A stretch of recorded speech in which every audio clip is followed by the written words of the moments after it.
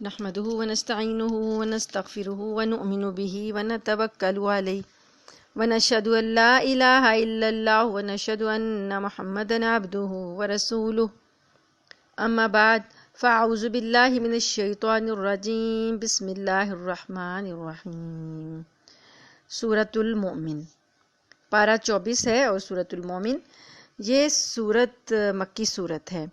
یہاں سے لے کر سورہ مومن سے لے کر سورہ احقاف تک ہر سورت حامیم کے حروف مقطعات سے شروع ہو رہی ہے۔ جیسا کہ ہمیں معلوم ہے کہ ان حروف کا ٹھیک ٹھیک مطلب اللہ تعالیٰ کے سوا کوئی نہیں جانتا۔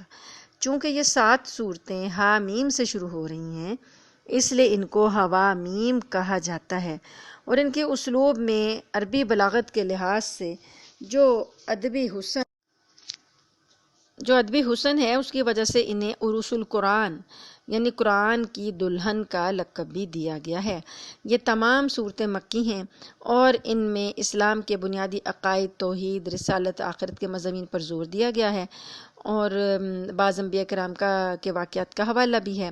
اور اس صورت میں حضرت موسیٰ علیہ السلام کا واقعہ بیان کرتے ہوئے اللہ پاک نے آیت نمبر 28 سے لے کر 35 تک فرعون کی قوم کے ایک ایسے مرد مومن کی تقریر نقل فرمائی ہے جنہوں نے اب تک اپنا ایمان چھپایا ہوا تھا، لیکن جب حضرت موسیٰ علیہ السلام اور ان کے رفقا پر فرعون کے مظالم بڑھنے کا اندیشہ ہوا اور فرعون نے حضرت موسیٰ علیہ السلام کو قتل کرنے کا ارادہ ظاہر کیا تو انہوں نے اپنے ایمان کا کھلم کھلا اعلان کرتے ہوئے فرعون کے دربار میں ایک مؤثر تقریر فرمائی۔ تو اسے مرد مومن کے حوالے سے اس سورت کا نام بھی مؤمن ہے، اور اسے سورہ غافر بھی کہتے ہیں۔ غافر کے معنی ہے معاف کرنے والا، اور یہ لفظ سورت کی پہلی ہی آیت میں اللہ تعالیٰ کی صفات بیان کرتے ہوئے استعمال ہوا ہے۔ بسم اللہ الرحمن الرحیم۔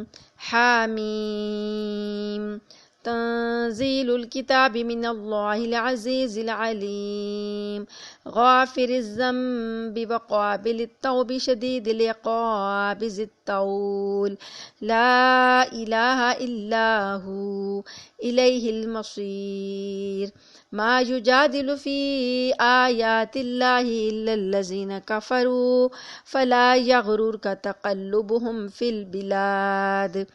حامیم یہ کتاب اللہ کی طرف سے اتاری جا رہی ہے جو بڑا صاحب اقتدار، بڑے علم کا مالک ہے، جو گناہ کو معاف کرنے والا، توبہ قبول کرنے والا، سخت سزا دینے والا، بڑی طاقت کا مالک ہے۔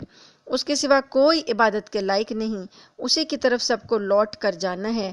اللہ کی آیتوں میں جھگڑے وہی لوگ پیدا کرتے ہیں جنہوں نے کفر اپنا لیا ہے، لہٰذا ان لوگوں کا شہروں میں دندناتے پھرنا تمہیں دھوکے میں نہ ڈالے۔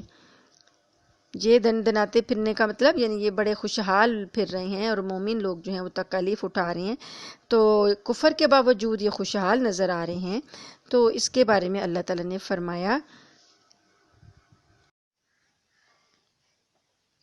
اگر خوشحال نظر آتے ہیں تو کسی کو یہ دھوکہ نہیں ہونا چاہیے کہ انہیں اپنے کیے کی سزا نہیں ملے گی۔ اب چونکہ ہم اردو میں پڑھ رہے ہیں، عرب لوگ جو ہیں جو عربی زبان کے ماہر ہیں وہ جب پڑھیں گے تو ان کو اس کی زبان کا، اس کی اسلوب کا زیادہ احساس ہوگا، تو ہمیں شاید وہ احساس نہ ہو جو کہ عربوں کو یا عربی کے ماہرین کو ہوگا۔ تو اللہ پاک نے یہاں پر آیت نمبر 5 میں فرمایا کہ ان سے پہلے نوح کی قوم اور ان کے بعد بہت سے گروہوں نے بھی پیغمبروں کو جھٹلایا تھا، اور ہر قوم نے اپنے پیغمبر کے بارے میں یہ ارادہ کیا تھا کہ انہیں گرفتار کر لے۔ ہر قوم نے پیغمبروں کے ساتھ برا سلوک ہی کیا، اور انہوں نے باطل کا سہارا لے کر جھگڑے کیے تھے تاکہ اس کے ذریعے حق کو مٹا دیں۔ یہ نتیجہ یہ ہوا کہ میں نے ان کو پکڑ میں لے لیا، اب دیکھ لو کہ میری سزا کیسی سخت تھی۔ اور اسی طرح جن لوگوں نے کفر اپنا لیا ہے ان کے بارے میں تمہارے پروردگار کی یہ بات بھی پکی ہو چکی ہے کہ وہ دوزخی لوگ ہیں۔ وہ فرشتے جو عرش کو اٹھائے ہوئے ہیں اور جو اس کے گرد موجود ہیں وہ سب اپنے پروردگار کی حمد کے ساتھ اس کی تسبیح کرتے رہتے ہیں اور اس پر ایمان رکھتے ہیں، اور جو لوگ ایمان لے آئے ہیں ان کے لیے مغفرت کی دعا کرتے ہیں۔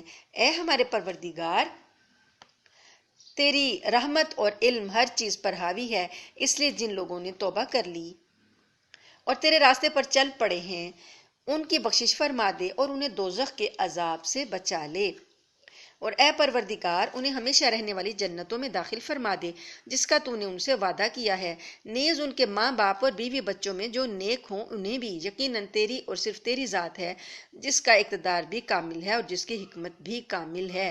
اب دعائیں دیکھیں، دعائیں جو لوگ نیک لوگ دعا کرتے ہیں تو وہ اپنے لیے بھی دعا کرتے ہیں اور ان مومن بندوں کے لیے بھی دعا کرتے ہیں جو کہ ایمان میں داخل ہو جاتے ہیں توبہ کر کے، اور اللہ پاک سے یہ دعا کرتے ہیں کہ ان کو بھی، ان کے ماں باپ کو بھی، اور یعنی اپنے لیے جو دعا کر رہے ہیں وہ اس میں ماں باپ بھی شامل ہیں، بیوی بچے بھی شامل ہیں، نیک لوگ بھی شامل ہیں، اور اللہ سے دعائیں جو ہیں وہ سب کے لیے کرتے ہیں۔ اسی لیے ایک جو دعا نبی کریم صلی اللہ علیہ وسلم کی ہے کہ ربنا اغفر لنا وللمؤمنین والمؤمنات والمسلمین والمسلمات الاحیاء منہم والاموات، یہ دعا جو ہے اس میں ہر مومن مسلم کے لیے، زندہ اور مردہ سب کے لیے، جو مسلمان اور مومن مرد زندہ ہیں اور جو مر گئے ہیں ان سب کے لیے یہ دعا ہے۔ تو اس دعا کی تاثیر میں علماء نے لکھا ہے کہ اگر کوئی شخص باقاعدگی سے 40 دن یہ دعا 27 مرتبہ روزانہ مانگے تو اللہ تعالیٰ اس کو مستجاب الدعوات بنا دیتے ہیں، کیونکہ وہ سب کے لیے دعا کر رہا ہے، اور جتنے مومن ہیں اور جتنے مسلم ہیں، جتنے بھی حضرت آدم علیہ السلام سے لے کر، وہ سارے ان کی تعداد کے برابر اس کو نیکی ملے گی، کیونکہ یہ ان سب کے لیے دعا کر رہا ہے۔ تو اللہ پاک نے مومنوں کے دعاؤں کے انداز بھی بتائے ہیں۔ اللہ پاک فرماتے ہیں آیت نمبر 9، اور ان کو ہر طرح کی برائیوں سے محفوظ رکھ، اور اس دن جسے تو نے برائیوں سے محفوظ کر لیا اس پر تو نے بڑا رحم فرمایا، اور یہی زبردست کامیابی ہے۔ جن لوگوں نے کفر اختیار کیا ہے ان سے پکار کر کہا جائے گا کہ آج تمہیں جتنی بیزاری اپنے آپ سے ہو رہی ہے اس سے زیادہ بیزاری اللہ کو اس وقت ہوتی تھی جب تمہیں ایمان کی دعوت دی جاتی تھی اور تم انکار کرتے تھے۔ وہ کہیں گے اے ہمارے پروردگار، تو نے ہمیں 2 مرتبہ موت دی اور 2 مرتبہ زندگی دی، اب ہم اپنے گناہوں کا اعتراف کرتے ہیں، تو کیا ہمارے لیے دوزخ سے نکلنے کا کوئی راستہ ہے؟ یعنی ایک مرتبہ کی موت سے مراد تو پیدائش سے پہلے کا وقت ہے، کہ پیدائش سے پہلے جو موت کی حالت تھی جب انسان وجود میں نہیں آیا تھا، گویا مردہ تھا۔ دوسری موت سے وہ مراد ہے جو زندگی میں آئی اس کو، اور کافروں کی بات کا مطلب یہ ہے کہ ہم تو دنیا میں اس بات کے قائل تو تھے کہ ہم پیدائش سے پہلے موجود نہیں تھے، لیکن آخرت میں ہمیں موت کے بعد جو دوبارہ زندگی آنی ہے اس کے قائل نہیں تھے۔ تو اب ہمیں دوسری زندگی کا بھی یقین آ گیا ہے، تو کیا اب ہم گناہوں کا اعتراف کریں تو دوزخ سے نکلنے کا کوئی راستہ ہے؟ جواب دیا جائے گا تمہاری یہ حالت اس لیے ہے کہ جب اللہ کو تنہا پکارا جاتا تھا تو تم انکار کرتے تھے، اور اگر اس کے ساتھ کسی اور شریک کو کوئی شریک ٹھہرایا جاتا تھا تو تم مان لیتے تھے۔ اب تو فیصلہ اللہ ہی کیا ہے جس کی شان بہت اونچی ہے، جس کی ذات بہت بڑی ہے، وہی ہے جو تمہیں اپنی نشانیاں دکھاتا ہے اور تمہارے لیے آسمان سے رزق اتارتا ہے، اور نصیحت تو وہی مانا کرتا ہے جو ہدایت کے لیے دل سے رجوع کرتا ہو۔ لہٰذا اے لوگو، اللہ کو اس طرح پکارو کہ تمہاری تابع داری خالص اسی کے لیے ہو، چاہے کافروں کو کتنا برا لگے۔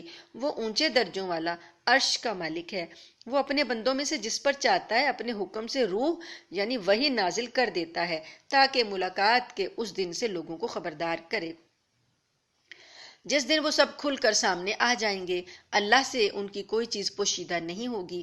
کہا جائے گا کس کی بادشاہی ہے آج؟ لمن الملک اليوم، اللہ تعالیٰ اس دن پکاریں گے جب سارے لوگ مر جائیں گے، سب فنا ہو جائے گا، زمین اور آسمان کو اللہ تعالیٰ اپنے دائیں اور بائیں ہاتھ میں تھام لے گا، تو اللہ فرمائے گا لمن الملک اليوم، آج بادشاہی کس کی ہے؟ تو کوئی بھی جواب نہیں آئے گا، کیونکہ سب لوگ جو ہیں وہ ان کو اللہ تعالیٰ نے موت دی ہوگی، تو اللہ تعالیٰ پھر خود ہی کہیں گے للہ الواحد القہار، اللہ ایک کی جو بڑا زبردست ہے، واحد ہے، قہار ہے۔ آج کے دن ہر اس شخص کو اس کے کیے کا بدلہ دیا جائے گا، آج کوئی ظلم نہیں ہوگا، یقیناً اللہ بہت جلد حساب لینے والا ہے۔ اے پیغمبر، ان لوگوں کو ایک ایسی مصیبت کے دن سے ڈراؤ جو قریب آنے والی ہے، جب لوگوں کے کلیجے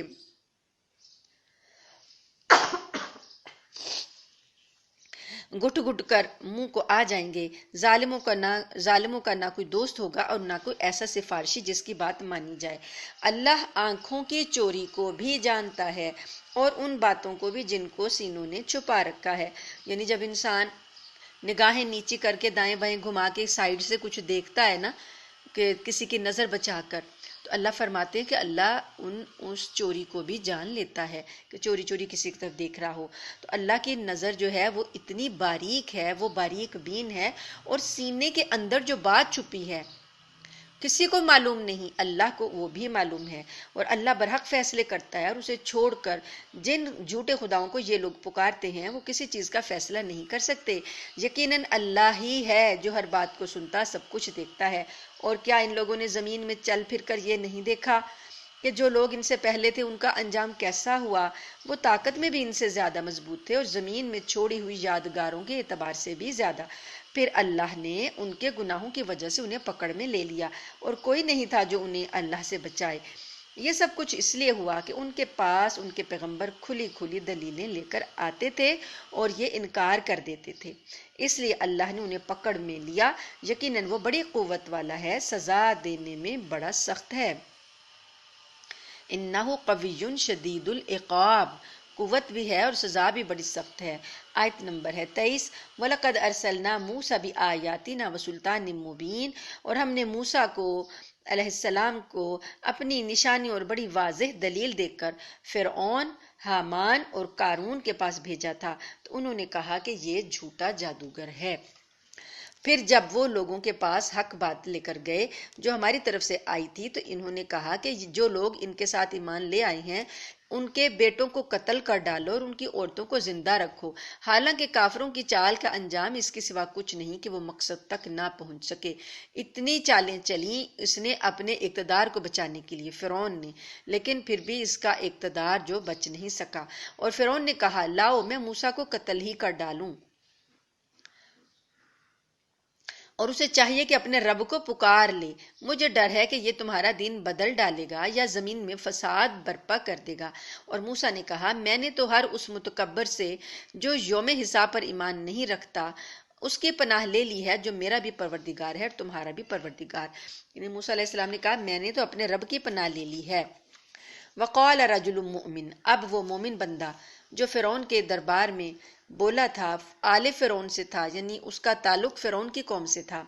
تو من آل فرعون یکتم ایمانہ، اس نے اپنا ایمان ابھی تک چھپایا ہوا تھا. اتقتلون رجلا، وہ بول پڑا جب فرعون نے کہا نا کہ میں موسیٰ کو قتل ہی کر ڈالوں، تو اب یہ بول پڑا، کہنے لگا اتقتلون رجلا، کیا تم ایک ایسے شخص کو صرف اس لیے قتل کر رہے ہو ان یقول ربی اللہ، کہ وہ کہتا ہے کہ میرا پروردگار اللہ ہے.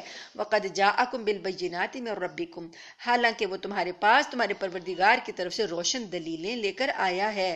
وَإِن یَکُ کاذبا فعلیہ کذبہ، اگر وہ جھوٹا ہے تو اس کا جھوٹ اسی پر پڑے گا. وَإِن یَکُ صادقا یصبکم بعض الذی یعدکم، اور اگر وہ سچا ہے تو جس چیز سے وہ تمہیں ڈرا رہا ہے اس میں سے تو تم پر کچھ آ ہی پڑے گا. اللہ کسی ایسے شخص کو ہدایت نہیں دیتا جو حد سے گزر جانے والا اور جھوٹ بولنے کا عادی ہو. اب یہ مومن شخص کون تھے؟ روایات میں بعض میں آیا ہے کہ یہ فرعون کے چچا زاد بھائی تھے اور ان کا نام شمعان تھا. واللہ اعلم.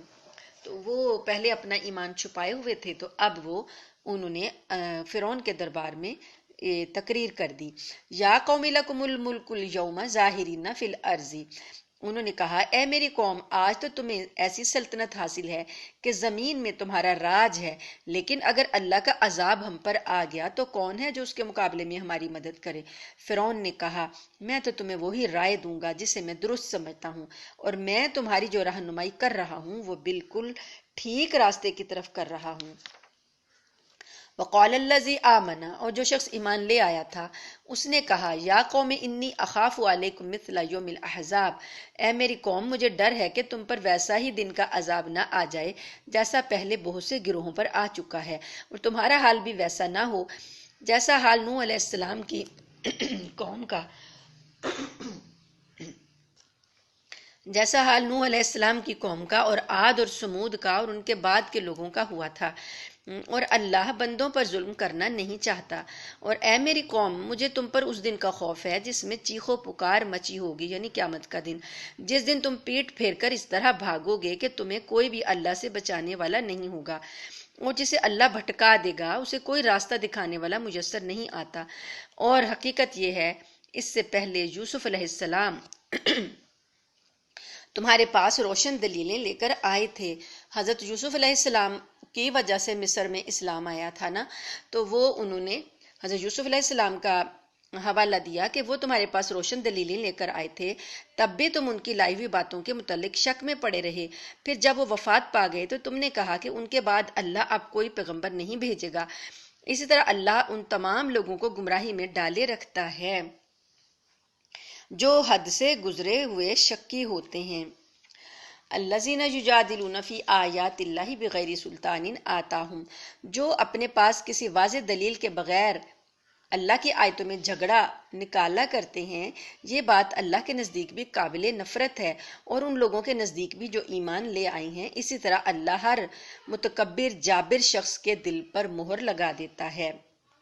اور فرعون نے کہا، وقال فرعون یا حامان ابن لی صرحا لعلی ابلغ الاسباب، اور فرعون نے اپنے وزیر حامان سے کہا کہ اے حامان، ایک اونچی عمارت بنا دو تاکہ میں ان راستوں تک پہنچوں جو آسمانوں کے راستے ہیں، پھر میں موسیٰ کے خدا کو جھانک کر دیکھوں، اور یقین رکھو میں تو اسے جھوٹا ہی سمجھتا ہوں۔ اسی طرح فرعون کی بد کرداری اس کی نظر میں خوشنما بنا دی گئی اور اسے راستے سے روک دیا گیا۔ اور فرعون کی کوئی چال ایسی نہیں تھی جو بربادی میں نہ گئی ہو، اور جو شخص ایمان لے آیا تھا اس نے کہا، اے میری قوم، میری بات مانو، میں تمہیں ہدایت کے راستے پر لے جاؤں گا۔ اے میری قوم، یہ دنیاوی زندگی تو بس تھوڑا سا مزہ ہے، اور یقین جانو کہ آخرت ہی رہنے بسنے کا اصل گھر ہے، اور جس شخص نے کوئی برائی کی ہوگی اسے اسی کے برابر بدلہ دیا جائے گا، اور جس نے نیک کام کیا ہوگا چاہے وہ مرد ہو یا عورت، جبکہ وہ مومن ہو، تو ایسے لوگ جنت میں داخل ہوں گے، وہاں انہیں بے حساب رزق دیا جائے گا۔ اور اے میری قوم، یہ کیا بات ہے کہ میں تمہیں نجات کی طرف دعوت دے رہا ہوں اور تم مجھے آگ کی طرف بلا رہے ہو؟ تم مجھے یہ دعوت دے رہے ہو کہ میں اللہ کا انکار کروں اور اس کے ساتھ ایسی چیزوں کو شریک مانوں جن کے بارے میں مجھے کوئی علم نہیں ہے، اور میں تمہیں اس ذات کی طرف بلا رہا ہوں جو بڑی صاحب اقتدار ہے، بہت بخشنے والی ہے۔ سچ تو یہ ہے کہ جن چیزوں کی طرف تم مجھے بلا رہے ہو وہ کسی دعوت کے اہل نہیں ہیں، نہ دنیا میں نہ آخرت میں، اور حقیقت یہ ہے کہ ہم سب کو اللہ ہی کی طرف پلٹ کر جانا ہے، اور یہ کہ جو لوگ حد سے گزرنے والے ہیں وہ آگ کے باسی ہیں۔ فَسَتَذْكُرُونَ مَا أَقُولُ لَكُمْ وَأُفَوِّضُ أَمْرِي إِلَى اللَّهِ إِنَّ اللَّهَ بَصِيرٌ بِالْعِبَادِ، غرض تم عنقریب میری یہ باتیں یاد کرو گے جو میں تم سے کہہ رہا ہوں، اور میں اپنا معاملہ اللہ کے سپرد کرتا ہوں، یقیناً اللہ سارے بندوں کو خوب دیکھنے والا ہے۔ نتیجہ یہ ہوا کہ ان لوگوں نے جو برے برے منصوبے بنا رکھے تھے اللہ نے اس مرد مومن کو ان سب سے محفوظ رکھا، اور فرعون کے لوگوں کو بدترین عذاب نے آ گھیرا۔ اب انہوں نے جتنے بھی منصوبے بنائے تھے اللہ پاک نے انہی کے اوپر لوٹا دیے اور اس مرد مومن کو ان سے محفوظ رکھا۔ اب اللہ نے فرمایا کہ آگ ہے جس کے سامنے انہیں صبح شام پیش کیا جاتا ہے، یعنی جو فرعونی ہیں، فرعون اور فرعون کا لشکر، اس کے بارے میں اگرچہ کہ یہ ڈوب کر ہلاک ہو گئے تھے، لیکن قرآن کہتا ہے کہ صبح شام ان کے اوپر آگ پیش کی جاتی ہے، فرعون پر بھی اور فرعون کے لشکریوں پر بھی، اور قیامت کے دن تک ان کے ساتھ ایسا ہوتا رہے گا۔ اور اس کے بعد جس دن قیامت آ جائے گی اس دن حکم ہوگا کہ فرعون کے لوگوں کو سخت ترین عذاب میں داخل کر دو، پھر جہنم کے اندر ان کو پھینک دیا جائے گا۔ اور اس وقت کا دھیان رکھو جب یہ لوگ دوزخ میں ایک دوسرے سے جھگڑ رہے ہوں گے، چنانچہ جو دنیا میں کمزور تھے وہ ان لوگوں سے کہیں گے جو بڑے بنے ہوئے تھے کہ ہم تو تمہارے پیچھے چلنے والے لوگ تھے، تو کیا تم آگ کا کچھ حصہ ہمارے بدلے خود لے لو گے؟ وہ جو بڑے تھے کہیں گے کہ ہم سب ہی اسی دوزخ میں ہیں۔ اللہ تمام بندوں کے درمیان فیصلہ کر چکا ہے۔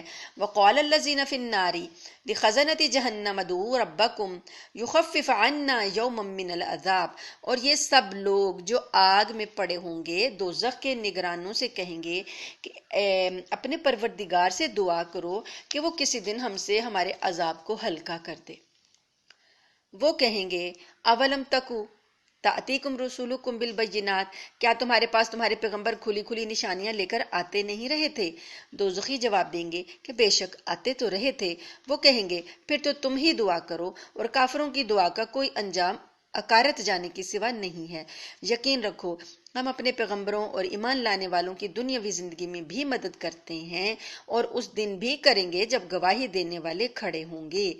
یعنی یہ گواہی دینے والوں میں اعمال کی گواہی بھی ہوگی، فرشتوں کی گواہی بھی ہوگی، انبیاء کرام کی گواہی بھی ہوگی۔ تو اللہ فرماتے ہیں اس دن ہم اپنے ماننے والوں کی مدد کریں گے۔ جس دن ظالموں کو ان کی معذرت کچھ بھی فائدہ نہیں دے گی، اور ان کے حصے میں پھٹکار ہوگی اور ان کے لیے رہائش کی بدترین جگہ۔ اور ہم نے موسیٰ کو ہدایت عطا کی اور بنی اسرائیل کو اس کتاب کا وارث بنایا جو عقل رکھنے والوں کے لیے سراپا ہدایت و نصیحت تھی۔ لہٰذا اے پیغمبر صلی اللہ علیہ وآلہ وسلم، صبر سے کام لو، یقین رکھو کہ اللہ کا وعدہ سچا ہے، اور اپنے قصور پر استغفار کرتے رہو، اور صبح شام اپنے پروردگار کی حمد کے ساتھ تسبیح کرتے رہو۔ یقین جانو کہ جو لوگ اللہ کی آیتوں کے بارے میں جھگڑے نکالتے ہیں جبکہ ان کے پاس اپنے دعوے کی کوئی سند نہیں آئی، ان کے سینوں میں اور کچھ نہیں بلکہ اس بڑائی کا ایک گھمنڈ ہے جس تک وہ کبھی پہنچنے والے نہیں تھے۔ لہٰذا تم اللہ کی پناہ مانگو، یقیناً وہی ہے جو ہر بات سننے والا، سب کچھ دیکھنے والا ہے۔ یقینی بات ہے کہ آسمانوں اور زمین کا پیدا کرنا انسانوں کے پیدا کرنے سے زیادہ بڑا کام ہے، لیکن اکثر لوگ اتنی سی بات نہیں سمجھتے۔ اور اندھا اور بینائی رکھنے والا دونوں برابر نہیں ہوتے، اور نہ وہ لوگ جو ایمان لائے اور انہوں نے نیک عمل کیے وہ اور بدکار برابر ہیں، لیکن تم لوگ بہت کم دھیان دیتے ہو۔ یقین رکھو کہ قیامت کی گھڑی ضرور آنے والی ہے جس میں کوئی شک کی گنجائش نہیں ہے، لیکن اکثر لوگ ایمان نہیں لاتے۔ اور تمہارے پروردگار نے کہا ہے کہ مجھے پکارو، میں تمہاری دعائیں قبول کروں گا۔ بے شک جو لوگ تکبر کی بنا پر میری عبادت سے منہ موڑتے ہیں وہ ذلیل ہو کر جہنم میں داخل ہوں گے۔ آیت نمبر ہے 61۔ اللہ ہی تو ہے جس نے تمہارے لیے رات بنائی تاکہ تم اس میں سکون حاصل کرو، اور دن کو دیکھنے والا بنایا۔ یہ حقیقت یہ ہے کہ اللہ لوگوں پر فضل فرمانے والا ہے، لیکن اکثر لوگ شکر ادا نہیں کرتے۔ وہ ہے اللہ جو تمہارا پروردگار ہے، ذالکم اللہ ربکم خالق کل شیء، اس کے سوا کوئی معبود نہیں ہے، پھر کہاں سے کوئی چیز تمہیں اوندھا چلا دیتی ہے۔ اسی طرح وہ لوگ بھی اوندھے چلے تھے جو پہلے اللہ کی آیتوں کا انکار کیا کرتے تھے۔ اللہ ہی تو ہے جس نے تمہارے لیے زمین کو قرار کی جگہ بنایا اور آسمان کو ایک گنبد، اور تمہاری صورت گری کی اور تمہاری صورتوں کو اچھا بنایا، اور پاکیزہ چیزوں میں سے تمہیں رزق عطا کیا ہے۔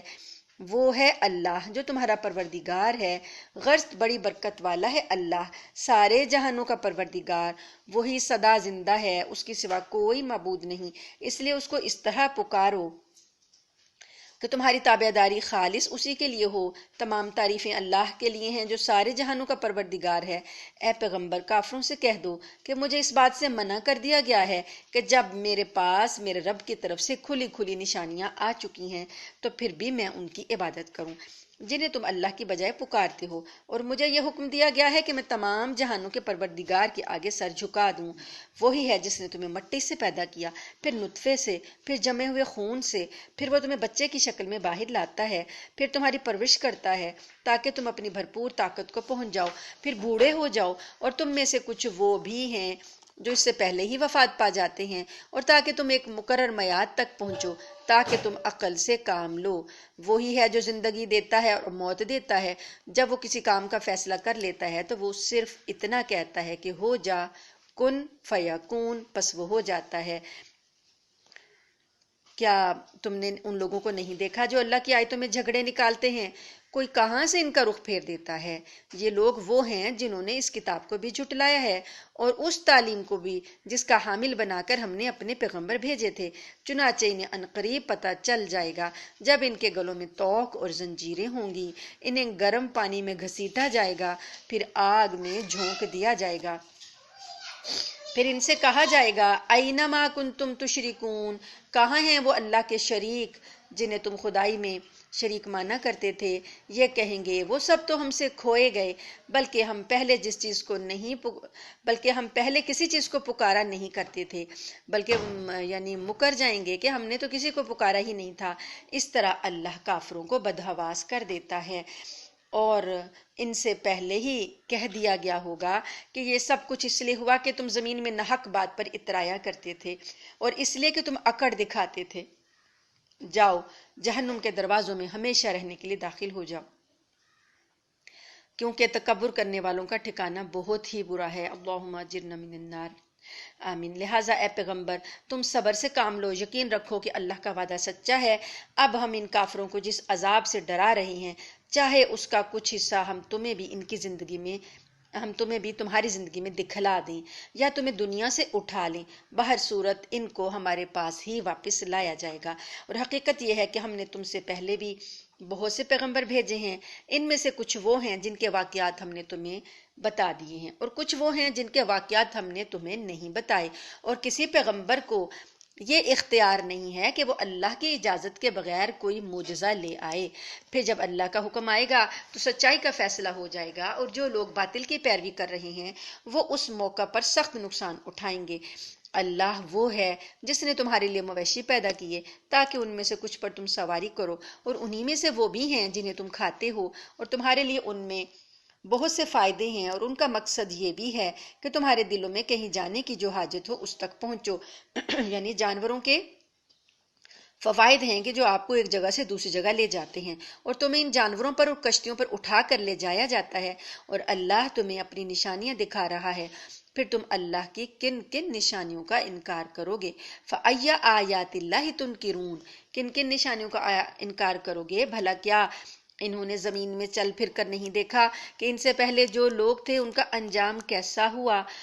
وہ ان سے تعداد میں زیادہ تھے اور طاقت میں بھی ان سے بڑھے ہوئے تھے، اور ان یادگاروں میں جو وہ زمین میں چھوڑ کر گئے ہیں، پھر بھی جو کچھ وہ کماتے تھے وہ ان کے کچھ کام نہیں آیا۔ چنانچہ جب ان کے پیغمبر ان کے پاس کھلی کھلی دلیلیں لے کر آئے تھے، تب بھی وہ اپنے اس علم پر ہی ناز کرتے رہے جو ان کے پاس تھا، اور جس چیز کا وہ مذاق اڑایا کرتے تھے اسی نے ان کو آ گھیرا۔ بڑے بڑے محل جو پہاڑوں میں انہوں نے بنائے ہوئے تھے، قوم عاد نے، قوم سمود میں، وہ سمجھتے تھے کہ یہ اتنا علم ہمارے پاس ہے تو یہ ہم کیسے تباہ کیے جا سکتے ہیں۔ تو اللہ پاک نے فرمایا جس چیز کا وہ مذاق اڑاتے تھے اسی نے ان کو آ گھیرا۔ پھر جب انہوں نے ہمارا عذاب آنکھوں سے دیکھ لیا تو اس وقت انہوں نے کہا ہم خدائے واحد پر ایمان لے آئے، اور ان سب کا ہم نے انکار کر دیا جن کو ہم نے اللہ کے ساتھ شریک ٹھہرایا تھا۔ فَلَمْ يَكُ يَنْفَعُهُمْ إِيمَانُهُمْ لَمَّا رَأَوْا بَأْسَنَا، لیکن جب ہمارا عذاب انہوں نے دیکھ لیا تھا تو اس کے بعد ان کا ایمان لانا انہیں فائدہ نہیں پہنچا سکتا تھا۔ سنت اللہ التی قد خلت فی عبادہ، خبردار رہو اللہ تعالیٰ کا یہی معمول ہے جو اس کے بندوں میں پہلے سے چلا آتا ہے۔ وَخَسِرَ هُنَالِكَ الْكَافِرُونَ، اور اس موقع پر کافروں نے سخت نقصان اٹھایا۔ جب عذاب نظر آ جاتا ہے پھر توبہ قبول نہیں ہوتی، پھر ایمان جو ہے وہ قبول نہیں کیا جاتا۔ اللہ تعالیٰ سے دعا ہے کہ اللہ تعالیٰ ہمیں اس سورت کے مضامین پر عمل کرنے کی توفیق عطا فرمائے، اور اللہ پاک ہمیں ہدایت کے لیے جو اللہ نے ہمیں چنا ہے، اللہ تعالیٰ اس ہدایت کے بعد ہمارے دلوں کو قائم دائم رکھے۔ ربنا لا تزغ قلوبنا بعد إذ هديتنا وهب لنا من لدنك رحمة إنك أنت الوهاب، آمین ثم آمین۔